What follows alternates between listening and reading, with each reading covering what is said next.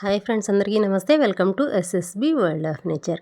ఈరోజైతే నేను చేపల పులుసు అయితే చేయబోతున్నాను. చాలా రోజులైందనమాట చేపల పులుసు చేసి. ఇంకా ఈరోజైతే మా వారు తీసుకొచ్చారు. ఇవి వచ్చేసి సముద్రం చేపలు. దీనిలో అయితే ఒకే ముళ్ళు ఉండిద్ది అనమాట, ఎక్కువ ముళ్ళు అయితే ఉండవు. ఇంకా పిల్లలు కూడా కొంచెం ఈజీగా తింటారని చెప్పేసి తీసుకొచ్చారు. ఇంకా ఇక్కడ వచ్చి చేపలు అయితే క్లీన్ చేసేసాను. ఇప్పుడు ఇందులోనే ఉప్పు అయితే వేసాను, అలాగే కారం అయితే వేసాను. ఇప్పుడు ఇందులోనే కొంచెం పసుపు, ఆయిల్ వేసేసి కలిపేసి పెడతాను. ఇలా మనం మొత్తం ఉప్పు కారం అంతా కలిపేసి పెట్టడం వల్ల కొంచెం చేపలైతే మంచి రుచిగా ఉండిద్ది, చేప ముక్క అనేది. ఇంక ఇక్కడైతే మొత్తం కలిపేస్తున్నాను చూడండి.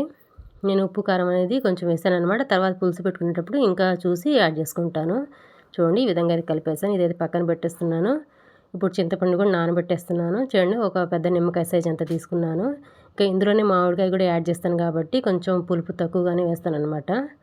ఇంక ఇక్కడైతే స్టవ్ వెలిగించి గిన్నె అయితే పెట్టినాను. ఇప్పుడు ఇందులో ఆయిల్ వేసేసి ఆయిల్ కొంచెం హీట్ అయిన తర్వాత ఆవాలు అవి కొంచెం చిటపట్లు ఆడిన తర్వాత ఇందులోనే ఆనియన్స్, పచ్చిమిర్చి అయితే వేసాను. ఇది కూడా కొంచెం ఫ్రై అవ్వాలి.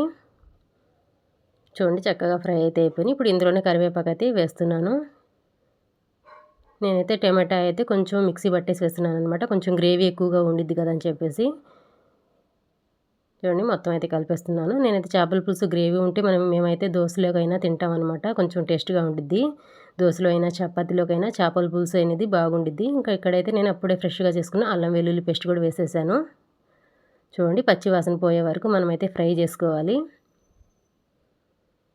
ఇప్పుడు ఇందులోనే కొంచెం పసుపు యాడ్ చేస్తున్నాను. ఇందాక కొంచెం యాడ్ చేశాను కదా, ఇప్పుడు ఇందులో పసుపు అలాగే ఉప్పు కూడా యాడ్ చేశాను. ఇదంతా ఒకసారి కలిపేస్తున్నాను. ఇప్పుడు ఇందులోనే కారం కూడా వేస్తున్నాను. ఇందాక ఒక 2 స్పూన్లు వేసాను కదా, ఇప్పుడు చూసి వేసుకుంటున్నాను. మన కారానికి తగ్గట్టు కారం అయితే యాడ్ చేసుకోవాలి. చూడండి, మొత్తం అయితే చక్కగా ఫ్రై అయిపోతుంది మసాలా అయితే. ఇప్పుడు ఇందులోనే చేపల ముక్కలు అయితే వేసేసాను. మనం మసాలాలో కొంచెం సేపు అయితే ఇవి వేసేసి ఒక 2-3 నిమిషాలు సిమ్లో పెట్టేసి చక్కగా ఉడికించుకోవాలి. ఈ మసాలా అంతా చేపలకు పట్టిన తర్వాత ఇప్పుడు ఇందులోనే మనం ముందుగా నానబెట్టి పెట్టుకున్నాం కదా చింతపండు, ఆ రసాన్ని అయితే తీసివేసాను. మనకి ఎంత కావాలో అంత అయితే వేసేసి ఇంకా మూత అయితే పెట్టేసాను అనమాట. ఒక 5 నిమిషాల తర్వాత మళ్ళీ చూద్దాం. చూడండి, మనకైతే చక్కగా ఉడికిపోతుంది. చేపల పులుసు అయితే ఇళ్ళంతా గుమగుమలాడిస్తుంది అసలు. ఇప్పుడు ఇందులోనే జీలకర్ర, మెంతుల పొడి అయితే వేస్తున్నాను. ఇది వేయడం వల్ల మనకి నీసు వాసన అనేది రాదనమాట.